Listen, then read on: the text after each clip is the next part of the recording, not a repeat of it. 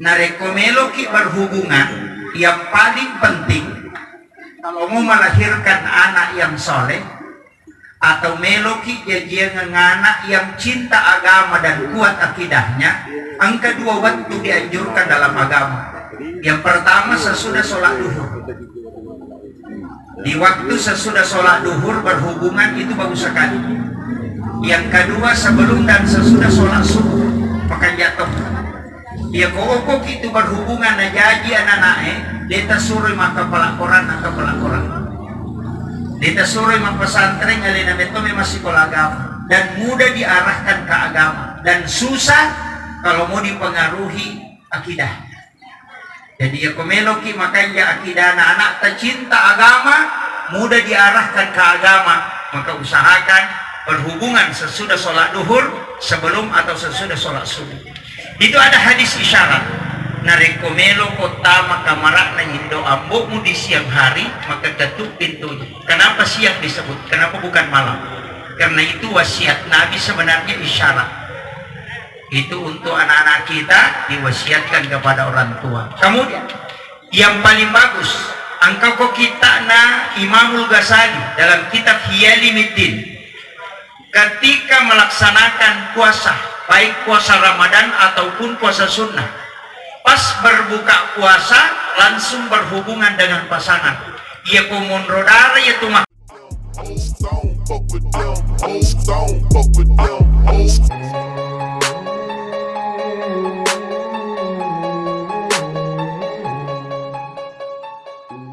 besar mempelai pengantin wanita dari Kendari. Alhamdulillah kita bertemu di tempat ini dalam suasana bahagia dan juga suasana haru. Mudah-mudahan kehadiran kita pada siang hari ini untuk memberikan doa kepada anak kita yang sementara duduk di pelaminan. Kenapa nasihat pernikahan penting dalam acara pernikahan? Sebenarnya ada dua orang yang selalu diminta Rasulullah untuk diingatkan. Yang pertama orang yang sangat bersedih, dan yang kedua orang yang sangat bergembira. Karena dua tempat inilah orang kadang lupa. Mariola da itawe menderita kelupa. Masyarakat da inyawana tawe menderita tak kelupa. Maka ketika ada orang meninggal kita bertaksiah. Ketika ada acara pernikahan maka kita harus memberi nasihat. Nasabak kadangkala di situ kita lalai. Nasabak Mario merennu itawe nareko mapabuting.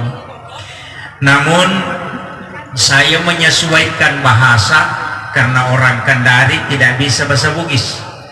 Bisa? Oh, yang semua yang datang ini bisa bahasa Bugis? Alhamdulillah. Jadi suruh kamu bicara lagi. Begini, Rasulullah berwasiat nareko genna ipatapulo umatku si puluh-puluh, maka pasti salah satu di antara 40 orang itu ada waliullah, artinya ada kekasih Allah yang ketika dia berdoa maka doanya pasti mustajab.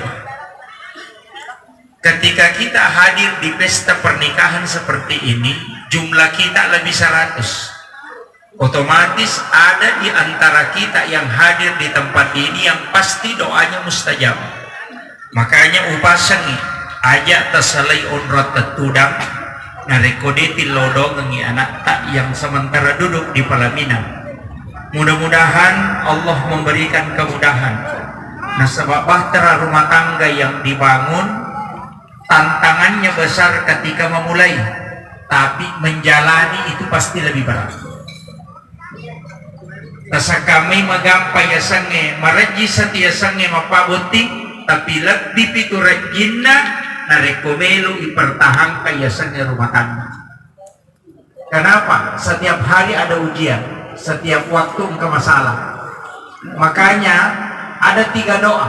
Yang pertama sakinah, yang kedua mawaddah, yang ketiga warahmah. Ya pemakaian sakinah dari kata bahasa Arab, asal katanya sakana.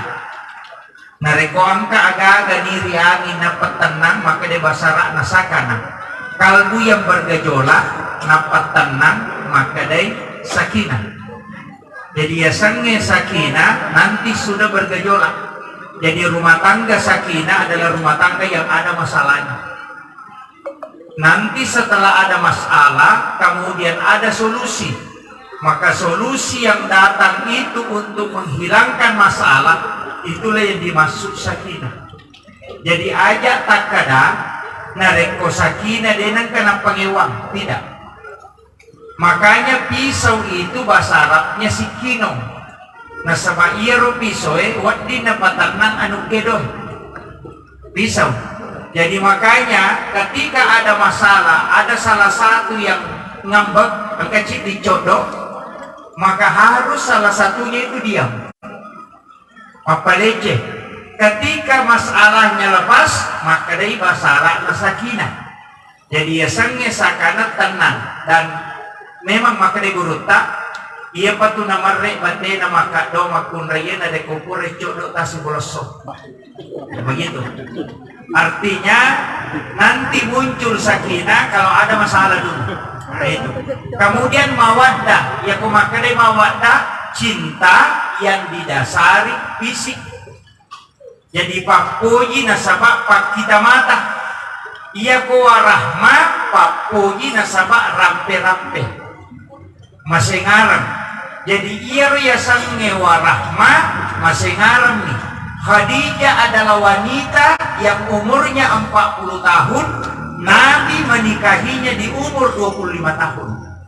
Jadi angka makun rai patapul nita umuruna siala si bawa kalau 25 tahun. Tapi tidak ada wanita kata Nabi yang masih ngarang, kodena nama sengarang Khadijah.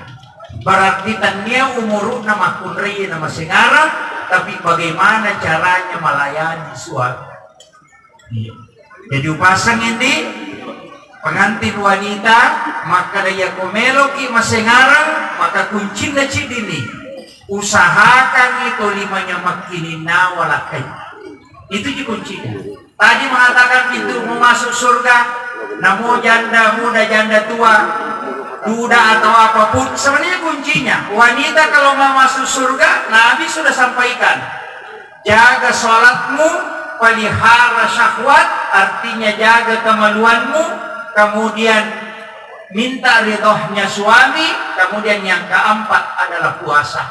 Jadi makanya puasa para luta makanya sampai para luta kemudian menjaga syahwat kemudian yang keempat adalah ridhonya suami. Maka dia minta alena manipitte ega pintun nasuruga belo nuratam. Itulah wanita. Bukan laki-laki. Jadi ronewe banyak tanggung jawabnya. Makanya upasangi suami bertanggung jawab. Narekodena jilbab benewe deni calalah kaya. Cuma ia kodena lengi pasang tidak menasehati maka dia akan kena tanggung jawab. Bukan suami disiksa karena istrinya tidak pakai jilbab, tapi karena dia menyalahi amanah. Pahanya? Kadang-kala orang keliru. Maka ada benena dena jilbab laki kata meranaka. Tidak demikian. Nanti ketika dia tidak pernah memberi nasihat baru bisa. Karena kenapa? Dosanya istri tetap ditanggung istri. Cuma suami menanggung dosa sebagai pemimpin. Nah, makiro kita pahami. Jadi akong kabaine makato, cai kurang ada, kurang dicaromai na cai mangkalingai, maka kuncinya bukan laki-laki yang salah, tetap nanti dia yang disiksa. Karena dia sudah menjalankan amanahnya sebagai suami. Ia dikodenan kata pangajari baineta, maka kuncinya suami akan kena bagian. Makiro. Jadi itu arone komejo ka baineta taparesay. Pamulay capak gaman alat tu capak jena. Ya kong kapura tamparan na din narubay, makanya bukan lagi tugasnya. Nasabah hidayah datangnya dari Allah.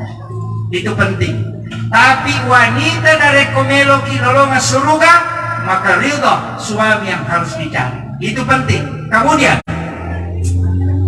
ada hal yang paling penting sebenarnya karena bukan lagi awal, sudah berapa hari?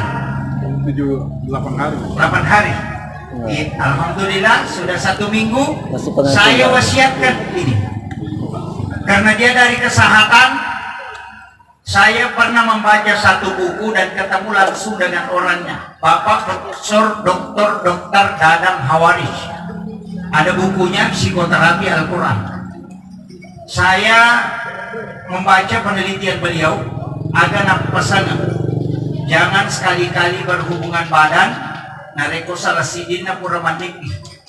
Suami atau istri sudah bermimpi berhubungan badan, jangan sekali-kali berhubungan dengan pasangan, kecuali diantara dengan wudu.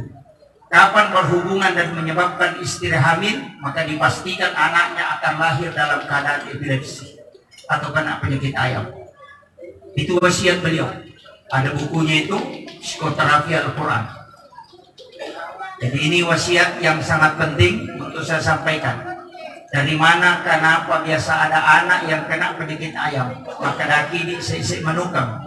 Dalam bahasa medisnya disebut dengan epilepsi. Nah, kuncinya salah satu dari pasangan sudah bermimpi. Tidur kemudian bermimpi berhubungan badan, kemudian bangun berhubungan secara nyata dengan pasangannya. Kemudian menyebabkan istri hamil, maka anaknya akan lahir dalam keadaan kena epilepsi. Yang kedua, jangan melakukan hubungan 2 kali tanpa diantarai dengan wudu. Istilah bicarogi na melokamaki mak dobolo. Uray nalay mundrines sa melomali yolo na subuh. Karena orang yang sudah berhubungan itu sebaiknya berwudu. Tidak usah mandi, kalau kecuali mau sholat maka dia wajib mandi. Jadi ya kokure berhubungan, na melo mulangi pemang, maka hendaknya diantarai dengan wudu. Kalau hubungan yang kedua, narekuiro kedua menyebabkan istri hamil, maka disitulah anak lahir prematur. Itu kuncinya. Kemudian ulama kita mengajarkan satu doa. Biasakan ada wanita hamil mudah keguguran. Biasa tuh mah gampang keguguran. Itu doanya ada supaya istri tidak keguguran. Doanya itu ya mubadi'u dibaca 28 kali sesudah sholat maghrib dan sesudah sholat subuh. Insya Allah istri tidak akan keguguran. Jadi tinggal pendek doanya. Ya mubadi'u, ya mubadi'u, ya mubadi'u. Itu dibaca 28 kali. Ini pesan guru Ki Haji Muhammad Said Abdul Ghani, guru sekumpul Martapura, salah satu ulama waliullah yang mewasiatkan tentang satu doa ini. Dan saya dapatkan doa ini di dalam kitab Tabaqatus Sadiriyatul Kubra. Memang ada di dalam kitab, ulama kita sudah mengajarkan doa ini. Ya mubadi, itu pendek sekali bacanya. Tapi ada hal yang paling penting. Narekomelo ki berhubungan yang paling penting kalau mau melahirkan anak yang soleh atau meloki dia anak yang cinta agama dan kuat akidahnya. Yang kedua waktu dianjurkan dalam agama. Yang pertama sesudah sholat duhur. Di waktu sesudah sholat duhur berhubungan itu bagus sekali. Yang kedua sebelum dan sesudah sholat subuh maka jatuh.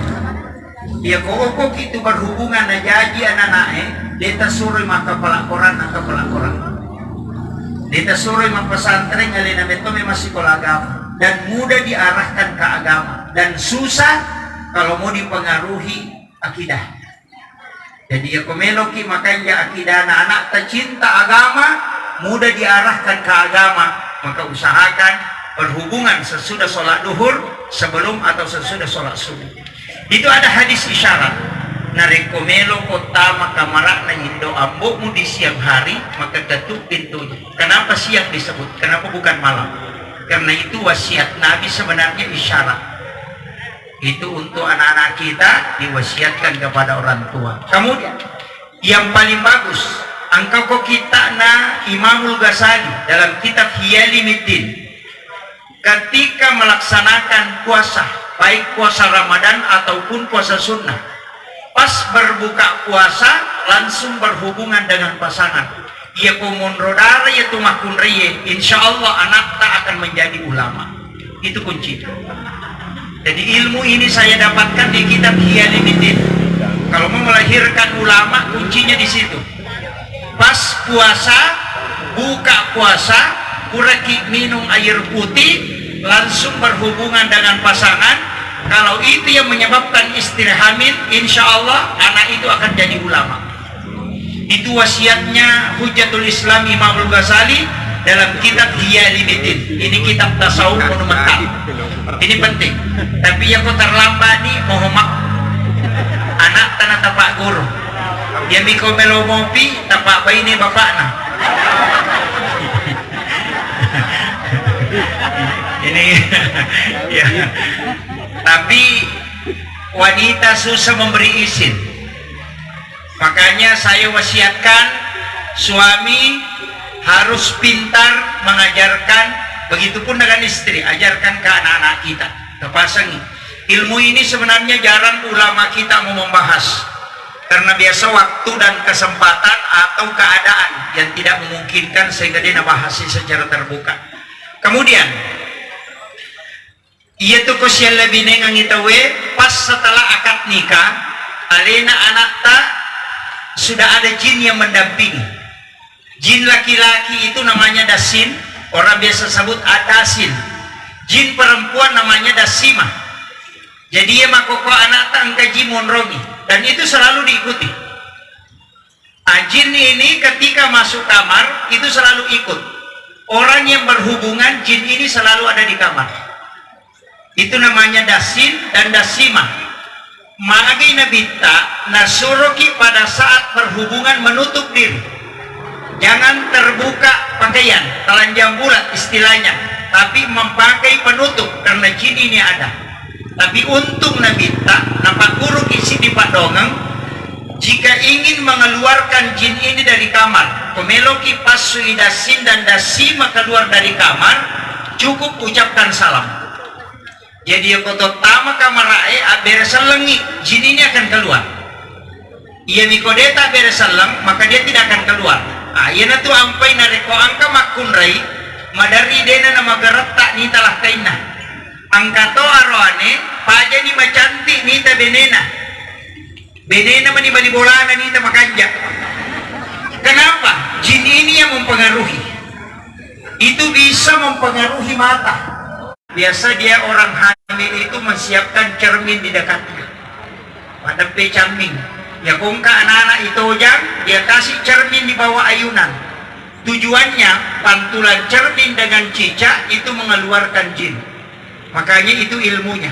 Ya jidena doang ini pasti. Tapi orang Bugis mengatakan deka. Kalau orang Bugis, kalau dalam bahasa Arab namanya Ummi Sibyan. Itu di masa Nabi Musa sudah ada.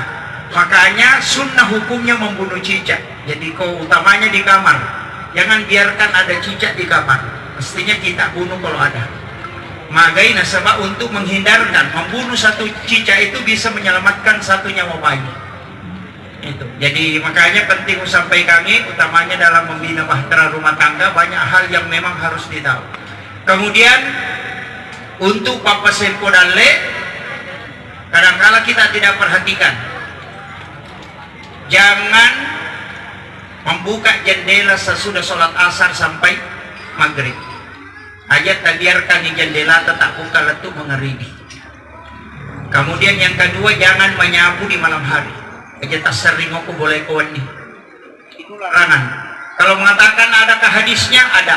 Coba buka kitabnya Imam Sarnuji dalam kitab Ta'limu Ta'lim. Halaman 24 sampai 32. Di situ dijelaskan lengkap berdasarkan dalil. Jadi tidak boleh menyapu di malam hari. Dinawan itu mas sering. Kita mau tahu tadi lo makadami pemali. Jangan menggantung pakaian sampai bermalam di luar rumah. Nah sebabkan itu nama dari jin pakaian masuk ke pakaian. Nah sabari nang katau mapat di arona na langsung mati. Itu jin pakaian. Makanya itu sampai teman-teman tadi lo kumapan ni pakaian na lepi pasti nak tampakan jolo na penalepi. Kenapa? Untuk mengeluarkan jin. Sama di tempat tidur. Kode ni onroi dong ngesok, dong pening, maka kasih kain kemudian kibaskan supaya jin itu keluar. Itu kuncinya sebenarnya ilmu orang tua dulu yang diajarkan langsung oleh ulama. Cuma kita anak belakangan tidak membaca kitabnya. tapi nanti lama-lama didapat. Nah, makanya penting wasiat kami untuk pengantin baru juga sekaligus pengantin kadaluarsa. Dan yang pengantin baru bawa. Kemudian kunci kebahagiaan dan saling merindukan. Ya kong katau dena nasib dan dia ko sisap ko masalai angkaci di loju panda tidak saling merindukan, berarti kemungkinan dia tidak melakukan salah satu dari 4 hal. Yang pertama, mandi bersama. Namuci cembi dalam 1 bulan mandi bersama dengan pasangan, itu pasti saling merindukan. Kuncinya 1. Yang kedua, makan bersama 1 piring berdua. Itu juga membuat ikatan. Dan itu malaikat mendoakan. Jadi, ya ko angkat tau dena kana si Andre lakaina atau dena dio si bawa lakaina si bawa. Jangan bilang mandi ini, tidak. 1 kamar mandi, mandi bersama. Kenapa Aisyah paling tahu tata cara mandi junubnya Nabi? Karena sering dia mandi bersama Rasulullah. Nah, makanya mandi bersama itu untuk saling merindukan. Yang ketiga, sisa suami diminum atau dimakan. Jadi itu sampai setiap Jumat pertama di bulan Hijriah. Nanti pas 1 Rajab, ambil air panas, bikinkan teh atau kopi, aduk mengikuti arah tawaf. Bacakan surah Inna Anzalnahu. Nanti ketika selesai diaduk, letakkan sendok di tengah-tengah. Sementara berputar air, baca Inna A'tainakal Kautsar. Nanti diangkat sendoknya, ya petak isi dulu, ikut tenang iwe. Kemudian kasih suami dia minum, sisanya kita minum sambil membaca surah Al-Kautsar. Digaga makunrai, lai carai kamu kolatena yang mengamalkan itu. Tidak ada. Makanya Aisyah sering merengek minta sisanya Nabi. Itu bukan setiap hari, tapi hanya waktu tertentu. Jadi setiap subuh Jumat pertama setiap bulan di bulan Hijriah. Pas 1 Rajab nanti lakukan ini. Aduk mengikuti arah tawaf, baca Inna Anzalnahu, nampak baca Inna A'taina. Pajaki macam newae nampak tak kasiru. Dalengilah kita minum, sisanya kita minum sambil membaca surah Al-Kautsar. Insya Allah tidak ada istri yang diceraikan oleh suaminya mengamalkan istri. Nah, makanya komedi amangi dia roanewe tercampuri kopi tak kusuku cuma. saya kasih ilmunya. Sebenarnya makanan itu Bu selalu diaduk mengikuti arah tawaf. Itu sudah diteliti oleh Dr. Masaru Emoto. Ada bukunya itu The Magician of Water. Buku pertama itu The True Power of Water. Saya pernah membaca itu. Jadi kebenaran yang terungkap di dalam air. Jadi ada The Magician of Water, itu yang kedua. Istilahnya magic dalam air. Ternyata air ketika diaduk mengikuti arah tawaf itu berlawanan arah jarum jam. Sel mutiara terbentuk. Ketika diaduk terbalik, justru racunnya akan muncul, toksinnya akan muncul. Makanya itu sudah diajarkan Nabi mengadu makanan itu aduk mengikuti arah tawaf. Jadi aku maki wae pala aduk mengikuti arah tawaf. Sholat itu kan arah tawaf. Orang tawaf itu juga kan melawan arah jarum jam.